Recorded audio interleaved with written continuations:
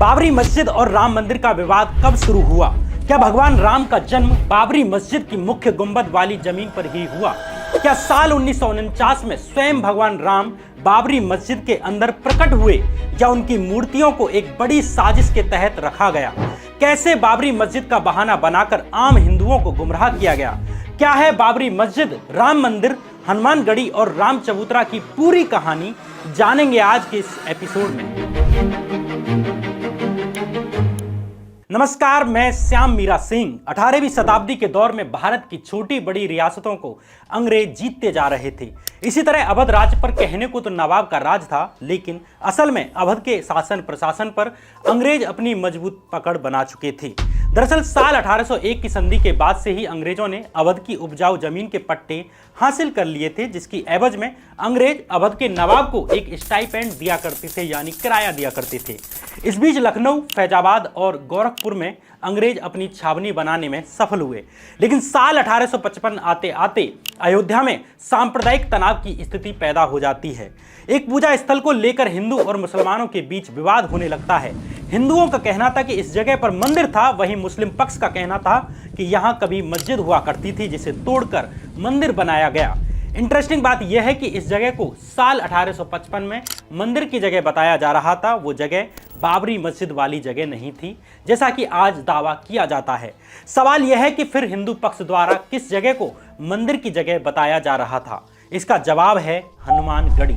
उस जगह का नाम था हनुमानगढ़ी, जिसके लिए साल 1855 में हिंदुओं और मुसलमानों के बीच विवाद था कि इस जगह पर मंदिर था या मस्जिद थी। इसलिए आगे की कहानी को समझने से पहले हनुमानगढ़ी के बारे में बुनियादी बातें समझना जरूरी है। दरअसल 18वीं सदी की शुरुआत में रामानंदी संप्रदाय के एक साधु अभय राम दास का अयोध्या आना हुआ। अयोध्या रामानंदी संप्रदाय के लिए विशेष आस्था का केंद्र था। उस समय अयोध्या में एक छोटी सी पहाड़ी थी जिसे हनुमान टीला के नाम से भी जाना जाता था। यहाँ पर एक पेड़ के नीचे हनुमान जी की प्रतिमा रखी हुई थी। कहते हैं कि बाबा अभय राम दास को सपना आया, जिसमें हनुमान जी ने उन्हें हनुमान टीला पर एक मंदिर बनाने का आदेश दिया। इससे पहले यहाँ पर बने हनुमान जी के छोटे से मंदिर पर शैव संप्रदाय के साधु पूजा अर्चना किया करते थे। शैव और रामानंदी संप्रदाय में जो अंतर है वह नाम से ही स्पष्ट है। शैव मतलब शिव की पूजा करने वाले और रामानंदी मतलब राम को पूजने वाले। एक दिन रामानंदी संप्रदाय के अभय राम दास ने निर्वाड़ी अखाड़े के अपने साथी साधुओं के साथ मिलकर हनुमान टीले पर हमला बोल दिया और इस पर कब्जा जमा लिया। इस तरह हनुमान टीले पर रामानंदी संप्रदाय के लोगों का नियंत्रण हो गया। अवध के उस समय के मुगल गवर्नर सादत खान ने भी इस जमीन का पट्टा अभय राम दास को ही दे दिया। आगे चलकर सादत खान के उत्तराधिकारियों जैसे कि शुजाउद्दौला और असफुद्दौला ने भी हनुमानगढ़ी मंदिर के लिए धन दिया और उसका खर्च चलाने के लिए कर मुक्त जमीनें दी। किलेनुमा बना यह मंदिर साल 1799 में बनकर तैयार हो गया। इस तरह हनुमानगढ़ी रामानंदी संप्रदाय के 3 प्रमुख अखाड़ों में से एक निर्वाड़ी अखाड़े की मुख्य गद्दी बन जाता है। तब से लेकर अगले कुछ वर्षों तक ये ऐसे ही चलता है, लेकिन सवाल यह है कि साल 1855 में ऐसा क्या होता है कि हनुमानगढ़ी का ये मंदिर हिंदू मुस्लिम विवाद का कारण बन जाता है। दरअसल उन दिनों अवध में एक मौलाना थे, गुलाम अली शाह। मौलाना शाह एक चरमपंथी मुस्लिम थे। हनुमानगढ़ी मंदिर बनने से पहले हनुमान टीले मंदिर के अलावा एक फकीर की मजार भी हुआ करती थी। अब मौलाना शाह ने प्रचार करना शुरू कर दिया कि जिस पहाड़ी पर हनुमानगढ़ी मंदिर बना हुआ है वहां किसी दौर में एक मस्जिद हुआ करती थी। मौलाना शाह ने अपने अनुयायियों से मस्जिद से बैरागियों का कब्जा छुड़वाने का आह्वान कर दिया। तारीख तय हुई 28 जुलाई 1855। अयोध्या में मौजूद अंग्रेज अधिकारी कैप्टन एपी अपनी 150 सैनिकों की टुकड़ी के साथ इस पूरे मामले पर नजर बनाए हुए थे। उन्होंने अवध में नियुक्त पॉलिटिकल एजेंट मेजर जनरल ऑट्रम को इस घटना का ब्यौरा भेजा। इस ब्यौरे के मुताबिक मौलाना शाह गुलाम अली के नेतृत्व में सुबह से लोग मस्जिद पर इकट्ठा होना शुरू हो गए। करीब 400 और 500 के बीच लोग रहे होंगे। उन्होंने दोपहर में जौहर की नमाज के बाद करीब 1 बजे 70 फीट ऊंचे हनुमानगढ़ी मंदिर पर हमला बोल दिया। दूसरी तरफ हनुमानगढ़ी पर बैरागियों, नागा साधुओं और स्थानीय श्रद्धालुओं की करीब 8000 की भीड़ मुस्लिम हमलावरों का इंतजार कर रही थी। लेकिन बैरागी साधुओं को देखकर शाह गुलाम अली के लोगों के पांव जल्दी ही उखड़ जाते हैं। उनमें से कई जान बचाने के लिए मस्जिद की तरफ भी भागते हैं। बैरागियों ने हमलावरों का पीछा भी किया। माना जाता है इस घटना में 70 से 80 मुस्लिम मारे गए। यहाँ ध्यान देने वाली बात यह है कि अब तक बाबरी मस्जिद के राम जन्मभूमि होने का कोई दावा हनुमानगढ़ी की तरफ से नहीं किया गया था। पहली बार यह दावा सामने आया 3 साल के बाद यानी 1858 में। इसके पीछे का कारण कहीं ना कहीं साल 1857 की क्रांति भी थी या गदर भी थी, जब 1855 की घटना में अंग्रेज फौज ने भी हनुमानगढ़ी के बैरागियों के प्रति नरम रवैया बरता तो बैरागियों ने अंग्रेजों का एहसान याद रखा। इसलिए जब 2 साल बाद देश के अलग अलग हिस्सों में 1857 की क्रांति बुलंद हुई तो अवध रियासत के कई बड़े जागीरदारों ने अवध के मुस्लिम नवाब के बजाय उसको साथ देने के अंग्रेजों का साथ देना ठीक समझा। हनुमानगढ़ी के महंत ने भी अंग्रेजों को सहायता देने का प्रस्ताव रखा। आगे अंग्रेजों ने भी इस प्रस्ताव को याद रखा और अयोध्या की ज्यादातर जमीन जो थी वो जो नजूल थी, मतलब कि सरकारी जमीन थी, अंग्रेजों ने बाबरी मस्जिद परिसर के एक कोने की जमीन रामानंदी संप्रदाय को सौंप दी। यहाँ एक चबूतरा बनाया गया जिसे राम चबूतरा के नाम से जाना गया। उस वक्त इस राम चबूतरा के बारे में कहा जाता था कि यहीं भगवान राम का जन्म स्थल है, यानी यहीं पर प्रभु राम का जन्म हुआ है। इस चबूतरे के रखरखाव की जिम्मेदारी निर्मोही अखाड़े को सौंप दी गई। अभी तक यहाँ बाबरी मस्जिद किसी भी सीन में नहीं थी। यहाँ तक कि कभी नहीं कहा गया कि बाबरी मस्जिद ही वो जगह थी जहाँ मंदिर हुआ करता था, ऐसा दावा कभी भी नहीं किया गया। तब राम चबूतरे को ही प्रभु राम का जन्मस्थल बताया जाता था। लेकिन आगे की कहानी को बताने से पहले मैं आपसे अब रिक्वेस्ट करता हूं कि अगर आपने इस चैनल को सब्सक्राइब नहीं किया है अभी तक तो चैनल को सब्सक्राइब कर दीजिए। आपके ऐसा करने से हमारा मनोबल बढ़ता है और इस प्रकार की वीडियो लाने में हमें मदद मिलती है। अब आगे की कहानी। नवंबर 1858 में मौलवी मोहम्मद असगर खलील ने फैजाबाद के मजिस्ट्रेट के सामने शिकायत दर्ज कराई कि बैरागी बाबरी मस्जिद में अवैध रूप से एक चबूतरा बना रहे हैं। आगे साल 1860, 1877, 1883 और 1884 में भी मुस्लिम पक्ष की तरफ से इस किस्म की शिकायतें दर्ज हुईं। इस पूरे मामले में पहले हिंदू पक्षकार थे बाबा रघुवर दास। बाबा रघुवर दास खुद को श्री राम जन्म स्थान का महंत कहते थे। उन्होंने साल 1885 में राम चबूतरे पर मंदिर बनवाने की अनुमति लेने के लिए अदालत में अर्जी डाली। जज पंडित हरिकिशन ने इस मामले की सुनवाई करते हुए यथास्थिति बरकरार रखने का आदेश दिया। अपने आदेश में उन्होंने लिखा कि मंदिर बनवाने से सांप्रदायिक तनाव की स्थिति पैदा हो सकती है, हजारों की जानें जा सकती हैं, लेकिन बाबा रघुवर दास नहीं माने। रघुवर दास अब इस मामले को प्रोविंशियल कोर्ट में भी ले जाते हैं, लेकिन वहां भी फैसला हिंदू पक्ष में नहीं आता। आगे ये मामला अगली आधी सदी तक इसी तरह ठंडे बस्ते में रहता है। लेकिन साल 1934 आते आते शाहजहांपुर में हुई एक गौ हत्या के खिलाफ अयोध्या में दंगे भड़क जाते हैं। इस समय कुछ बैरागी साधुओं ने बाबरी मस्जिद के एक हिस्से को तोड़ दिया। इस हिस्से को अंग्रेजी सरकार को अपने खर्च से दोबारा बनवाना पड़ा। लेकिन राम जन्मभूमि मामले में नया मोड़ आता है साल 1949 में, जब 22 और 23 दिसंबर की दरमियानी रात बाबा अबराम दास और निर्वाड़ी अखाड़े के कुछ साधुओं ने मिलकर रामलला की मूर्ति को बाबरी मस्जिद के मुख्य गुम्बद के भीतर रख दिया और दावा किया कि स्वयं भगवान राम अपने जन्म स्थान पर प्रकट हुए हैं।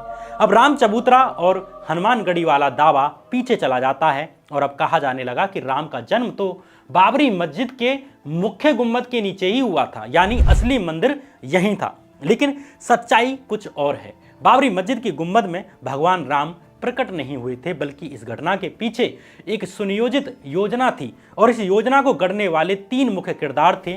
फैजाबाद के डीएम के नैयर, गोरखपुर पीठ के मंदिर के महंत दिग्विजय नाथ और दिगंबरी अखाड़े के महंत रामचंद्र परमहंस। तीनों के मिलने और इस योजना के बनने की कहानी बड़ी ही दिलचस्प है। साल 1949 में घटने वाली इस कहानी की शुरुआत होती है साल 1946 से। केरल के रहने वाले के नैयर भारतीय सिविल सेवा के अधिकारी थे। 1946 में उनकी पोस्टिंग हुई तब के यूनाइटेड प्रोविंस और आज के उत्तर प्रदेश के गोंडा जिले में। इसी गोंडा जिले में एक रियासत थी बलरामपुर और यहाँ के राजा थे पतेश्वरी प्रसाद सिंह। महाराजा पतेश्वरी प्रसाद सिंह अजमेर के मेयो कॉलेज से पढ़े हुए थे। इसी दौरान उनकी दोस्ती के नैयर से होती है। दोनों के बीच दोस्ती की वजह बनती है टेनिस। दोनों टेनिस के शौकीन थे, खिलाड़ी थे। महाराजा पतेश्वरी प्रसाद सिंह की गोरख पीठ में भी श्रद्धा थी। इत्तेफाक से गोरख पीठ के महंत दिग्विजय नाथ भी टेनिस के शौकीन निकलते हैं। लंबे चौड़े कद के दिग्विजय नाथ कॉलेज के दौर से ही अच्छे स्पोर्ट्समैन रहे थे। टेनिस के मैदान में अपने से आधी उम्र के पतेश्वरी प्रसाद सिंह को वो मैदान में टिकने भी नहीं देते थे। इसी तरह टेनिस कोर्ट में उनकी मुलाकात होती है के नैयर से। धीरे धीरे खेल के अलावा राजनीति पर बातें होने लगती हैं। महंत दिग्विजय नाथ और सिविल सेवा के अधिकारी के नैयर दोनों को ही कांग्रेस का सेक्युलर देश का आइडिया पसंद नहीं था। इधर दो बड़ी घटनाएं होती हैं देश में हिंदुत्व की राजनीति का जो प्राक्कलन लिख रही थी। पहली घटना 30 जनवरी 1948 की है, जब नाथूराम गॉडसे ने महात्मा गांधी की हत्या कर दी, और दूसरी घटना का केंद्र था अयोध्या। नाथूराम गॉडसे की कहानी से आप परिचित हैं, इसलिए अयोध्या की कहानी को बारीकी से समझते हैं। साल 1946 के प्रोविंशियल चुनावों में कांग्रेस सोशलिस्ट पार्टी के 13 नुमाइंदे प्रोविंशियल असेंबली में पहुंचते हैं। तब कांग्रेस सोशलिस्ट पार्टी के नेता कांग्रेस के साथ ही काम किया करते थे, लेकिन राजनीतिक मतभेद बढ़ जाने के कारण 14 साल तक कांग्रेस के भीतर रहकर काम करने वाली कांग्रेस सोशलिस्ट पार्टी ने मार्च 1948 में कांग्रेस से अलग होने का फैसला किया। नई पार्टी बनाई गई जिसका नाम रखा गया सोशलिस्ट पार्टी। कांग्रेस से अलग होने के बाद इन नेताओं ने प्रोविंशियल असेंबली की सदस्यता से इस्तीफा दे दिया। इन नेताओं में आचार्य नरेंद्र देव भी शामिल थे। इन 13 सीटों पर जून 1948 में नए सिरे से चुनाव होने थे। आचार्य नरेंद्र देव सोशलिस्ट पार्टी की टिकट पर फैजाबाद की सीट से मैदान में उतरते हैं। फैजाबाद यानी अयोध्या वाला क्षेत्र। इधर साल 1946 के यूनाइटेड प्रोविंस यानी तत्कालीन संयुक्त प्रांत और आज के उत्तर प्रदेश के विधानसभा चुनावों में कांग्रेस जीत चुकी थी और कांग्रेसी नेता गोविंद वल्लभ पंत दूसरी मर्तबा यूनाइटेड प्रोविंस के प्रीमियर चुने गए थे, यानी एक तरह से मुख्यमंत्री चुने गए थे। अब गोविंद वल्लभ पंत ने अपनी कुर्सी के पायों को तेजी से मजबूत करना शुरू कर दिया, इसलिए साल 1948 का फैजाबाद उपचुनाव गोविंद वल्लभ पंत के लिए एक सुनहरा मौका था। पंत ने कांग्रेस के बागी आचार्य नरेंद्र देव के खिलाफ बिसात बिछानी शुरू कर दी। उनकी इस योजना में उन्हें सूबे के लेजिस्लेटिव असेंबली के अध्यक्ष पुरुषोत्तम दास टंडन का पूरा सहयोग मिला और टंडन की छवि एक हिंदुत्ववादी नेता की थी। वो कांग्रेस के भीतर मजबूत हो रहे दक्षिणपंथी धड़े यानी कि आज के आरएसएस, बीजेपी या जैसे कहें कि राइट विंग के उभरते हुए सितारे थे। अब दोनों ने योजना बनाई कि फैजाबाद उपचुनाव में नास्तिक समाजवादी आचार्य नरेंद्र देव के खिलाफ एक हिंदू सन्यासी को कांग्रेस की टिकट दिलाई जाए, लेकिन कांग्रेस आलाकमान पहले से ही फैजाबाद उपचुनाव के लिए सिद्धेश्वरी प्रसाद की टिकट पर मोहर लगा चुकी थी। इसलिए गोविंद वल्लभ पंत और पुरुषोत्तम दास टंडन के लिए जरूरी था कि सिद्धेश्वरी प्रसाद का टिकट कटवाया जाए और अंततः गोविंद वल्लभ पंत कांग्रेस की लीडरशिप को नरेंद्र देव के खिलाफ हिंदू छवि वाले बाबा राघव दास को उतारने के लिए मनाने में कामयाब हो जाते हैं। बाबा राघव दास अयोध्या के पास के ही जिले देवरिया के रहने वाले थे और साल 1921 में महात्मा गांधी से मिलने के बाद गांधीवादी हो गए थे। चरखा चलाते थे, कई दफा जेल भी गए। उनके नाम पर आला कमान को मनाना बहुत मुश्किल काम नहीं था। धीरेन्द्र के झा और कृष्णा झा अपनी किताब अयोध्या द डार्क नाइट में लिखते हैं कि बाबा राघव दास को टिकट दिया जाना एक चालाकी भरा पैतरा था। इसके जरिए आने वाले चुनाव में हिंदुओं की धार्मिक भावनाओं का राजनीतिक फायदा उठाने की कोशिश की जा रही थी। यह निर्णय कांग्रेस की राजनीति का टर्निंग पॉइंट था। चुनाव प्रचार शुरू हुआ। कांग्रेसी सीएम गोविंद वल्लभ पंत ने सबसे पहले मंदिरों के महंतों और बैरागियों से मुलाकातें की ताकि राघव दास के समर्थन में माहौल बनाया जा सके और देखते ही देखते पंत ने फैजाबाद उपचुनाव को एक सन्यासी बनाम एक नास्तिक की लड़ाई में तब्दील कर दिया। नेशनल हेराल्ड अखबार में इस चुनाव की कवरेज कुछ इस तरह से हुई। प्रीमियर पंत ने कहा कि मुस्लिम जमींदार और दूसरे निहित स्वार्थ वाले लोग कांग्रेस को कमजोर करने में लगे हुए हैं। उन्होंने कहा कि सोशलिस्ट लोग हिंदुस्तानी जबान को भारत की आधिकारिक भाषा बनाना चाहते हैं, जिसे नागरी और उर्दू दोनों में लिखा जाए, लेकिन कांग्रेस ने पहले से ही अपना समर्थन हिंदी को दिया हुआ है। हमने राजकाज में पहले से ही हिंदी का उपयोग शुरू कर दिया है। अब लोगों को तय करना है कि वे किस तरफ खड़े हैं। उस वक्त के सबसे बड़े सूबे के सबसे बड़े नेता यानी संयुक्त प्रांत के प्रीमियर गोविंद वल्लभ पंत का यह बयान अपने आप में साक्ष्य है कि कांग्रेसी नेता ने फैजाबाद उपचुनाव को हिंदू मुस्लिम का मुद्दा बना दिया ताकि अपने ही बागी आचार्य नरेंद्र देव को हराया जा सके। फैजाबाद उपचुनाव में हिंदुओं को लामबंद करने का कोई मौका नहीं छोड़ा गया। बाबा राघव दास अपने चुनाव प्रचार की सभा में तुलसी की पत्तियां बंटवाते और अपने भाषणों में वो ये बताना नहीं भूलते कि वो और प्रीमियर गोविंद वल्लभ पंत यानी कांग्रेसी नेता समर्पित हिंदू ब्राह्मण हैं। 28 जून 1948 के दिन उपचुनाव के लिए वोट डाले जाते हैं और अगले दिन नतीजे भी आ जाते हैं। सोशलिस्ट नेता और कांग्रेस के बागी आचार्य नरेंद्र देव 4080 वोट ही हासिल कर पाए, जबकि उनके विरोधी और कांग्रेसी उम्मीदवार बाबा राघव दास को 5392 वोट हासिल होते हैं। पंत की बिछाई बिसात पर आचार्य नरेंद्र देव हार जाते हैं, लेकिन इस चुनाव ने कांग्रेस की दिशा बदल दी। यह पहली बार था जब स्वतंत्रता संग्राम से निकली कांग्रेस पार्टी ने चुनाव जीतने के लिए धर्म का इस्तेमाल किया था। यह संविधान सभा में की गई नेहरू की उस मशहूर तकरीर के 3 महीने के भीतर ही हो रहा था, जिसमें उन्होंने कहा था कि सांप्रदायिकता के तौर पर मजहब और सियासत का गठजोड़ सबसे खतरनाक चीज है। यह सबसे असामान्य और अवैध किस्म की नस्ल पैदा करेगा। और सबसे बड़ी बात यह कि यह गांधी की हत्या के कुछ महीने के भीतर ही हो रहा था। आगे 22 और 23 दिसंबर 1949 की रात बाबरी मस्जिद के गुंबद में घुसकर राम मूर्तियां रखने की जो घटना होने जा रही थी, वो फैजाबाद उपचुनाव ने उसकी जमीन तैयार कर दी थी। इसे थोड़ा और समझते हैं। महात्मा गांधी की हत्या के बाद सावरकर और गॉडसे वाली हिंदू महासभा की गतिविधियों पर रोक लगा दी गई थी। इसी बीच 1 जून 1949 को के नैयर को फैजाबाद का डीएम बनाया गया। जुलाई 1949 में हिंदू महासभा से बैन हटा लिया जाता है, जिससे हिंदू महासभा फिर से अपनी राजनीतिक गतिविधि में लग जाती है। यहाँ आता है इस कहानी का तीसरा किरदार। दिगंबरी अखाड़े के महंत रामचंद्र दास हिंदू महासभा के सक्रिय सदस्य थे और अयोध्या इकाई के अध्यक्ष थे। 1951 में देश के पहले आम चुनाव होने थे। हिंदू महासभा मंदिर आंदोलन के राजनीतिक महत्व को जानती थी और योजना बनी कि काशी, मथुरा और अयोध्या में मंदिर आंदोलन शुरू किया जाएगा। इसके तहत अयोध्या में अखिल भारतीय रामायण सभा का गठन किया जाएगा। इस सभा का मुख्य काम जगह जगह जाकर रामचरितमानस का पाठ करना था। महंत रामचंद्र दास ने अपने एक पुराने साथी बैरागी अभिराम दास को इस संगठन का संगठन सचिव बनाया। आगे जाकर अभिराम दास की एक कार्रवाई इस देश की राजनीति का व्याकरण बदल देती है।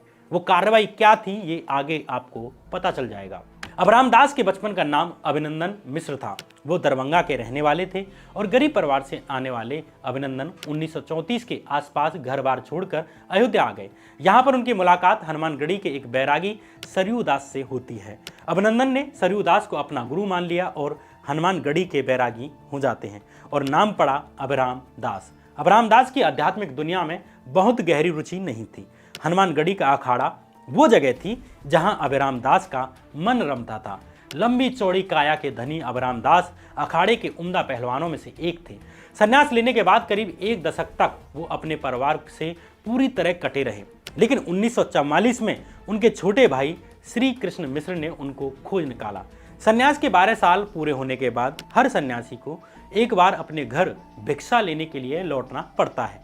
अभिराम दास जब दरभंगा जिले में अपने गांव पहुंचे तो वो सन्यास के कठोर नियमों का पालन नहीं कर सके और उनका अपने परिवार से राब्ता फिर से जुड़ जाता है। उनके कहने पर 3 भाई और 4 ममेरे भाई अयोध्या पढ़ने के लिए आ जाते हैं। अयोध्या के उत्तरी किनारे पर बने रामघाट मंदिर के बंदोबस्त की जिम्मेदारी अभिराम दास के पास ही थी।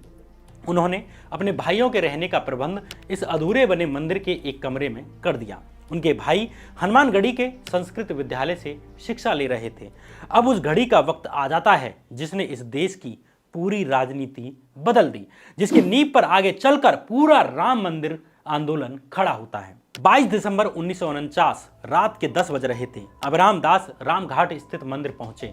योजना के मुताबिक उन्हें अभी यहां नहीं होना था, लेकिन कुछ भी योजना के अनुसार नहीं जा रहा था। योजना के मुताबिक अभिराम दास और दिगंबरी अखाड़े के महंत रामचंद्र परमहंस को 16वीं शताब्दी में बनी बाबरी मस्जिद में एक साथ घुसना था, लेकिन ऐन मौके पर महंत रामचंद्र दास गायब हो जाते हैं। इसकी एक व्याख्या ये भी हो सकती है कि वो अभिराम दास को बताए बिना ही कलकत्ता में होने जा रहे हिंदू महासभा के अधिवेशन में भाग लेने के लिए चले गए हों। जो भी हो, रामचंद्र दास मौके पर नहीं थे और अभिराम दास को ये बात परेशान कर रही थी।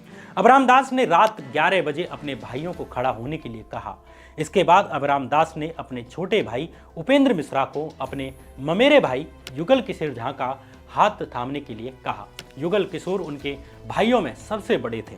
अभिराम ने सबके सामने कहा कि अगर मैं कल सुबह तक वापस नहीं लौटता हूं तो मेरे बाद मंदिर और तुम लोगों की देखभाल करने की जिम्मेदारी युगल किशोर की होगी। इसके बाद वो कमरे से तेजी से बाहर निकल जाते हैं। उनके 2 भाई युगल किशोर और इंदु शेखर झा उनके पीछे पीछे चलने लगते हैं। दोनों को अंदाजा नहीं था कि आगे क्या होने जा रहा है। अभिराम दास 10 मिनट में पैदल चलते हुए राम चबूतरे तक पहुंच जाते हैं। कुछ ही देर में वहां हनुमानगढ़ी के एक और बैरागी वृंदावन दास पहुंचते हैं। इनके हाथ में रामलला की छोटी सी मूर्ति थी। निर्मोही अखाड़े के अभराम दास ने इस मूर्ति को अपने हाथों में पकड़ लिया और आगे बढ़ जाते हैं। अब उनके सामने भीतरी पर्दे की एक दीवार बची थी। सारी उम्र अखाड़े में देह को मांझने वाले अभराम दास के लिए ये कोई मुश्किल भरा काम नहीं था। अभराम दास दीवार फांदकर मस्जिद के भीतर पहुंच जाते हैं और उन्होंने वहां पर रामलला की मूर्तियां रख दी। अगले दिन इस घटना ने भारत की राजनीति में भूचाल ला दिया। इस घटना के बारे में कहा जाने लगा कि स्वयं भगवान श्री रामलला का प्रकटोत्सव हुआ है। स्वयं भगवान अपने जन्म स्थान पर प्रकट हुए हैं। इस अफवाह के दम पर कुछ लोगों ने यह प्रचारित करना शुरू कर दिया कि बाबरी मस्जिद ही वो जगह है जहां राम प्रकट हुए। इससे पहले कभी भी बाबरी मस्जिद का जिक्र राम मंदिर जन्म स्थान के रूप में नहीं किया जाता था। न्यूज 18 समाचार को दिए बयान में राम जन्मभूमि समिति के अध्यक्ष अच्युत शंकर शुक्ला बताते हैं कि 1949 में पौष शुक्ल की तृतीया को भगवान राम प्रकट हुए थे। आगे इस दिन को प्रकटोत्सव दिवस के रूप में मनाया जाने लगा। इस घटना के तत्काल बाद निर्मोही अखाड़े के अभराम दास, जिन्हें अभय राम दास भी कहा जाता था, उनके खिलाफ एक FIR रजिस्टर कर ली जाती है। अभय राम के साथ सिद्धेश्वर राव और शिवचरण दास समेत 60 अन्य लोगों के खिलाफ भी FIR दर्ज की गई। तत्कालीन पुलिस अधिकारी राम दुबे ने FIR को इस तरह रजिस्टर किया। मैं सुबह 7 बजे जन्मभूमि पहुंचा। मुझे कांस्टेबल माता प्रसाद से पता चला कि करीब 50-60 लोग मस्जिद का ताला तोड़कर और दीवार फांदकर मस्जिद में घुस गए, जहां उन्होंने रामलला की मूर्तियों को स्थापित किया और गेरुआ रंग से दीवारों पर श्री राम लिख दिया। उस वक्त मौजूद कांस्टेबल हंसराज ने उन्हें ऐसा करने से मना किया, लेकिन वे नहीं माने। हालांकि आंदोलन समर्थकों ने यह दावा किया कि रामलला खुद यहां प्रकट हुए।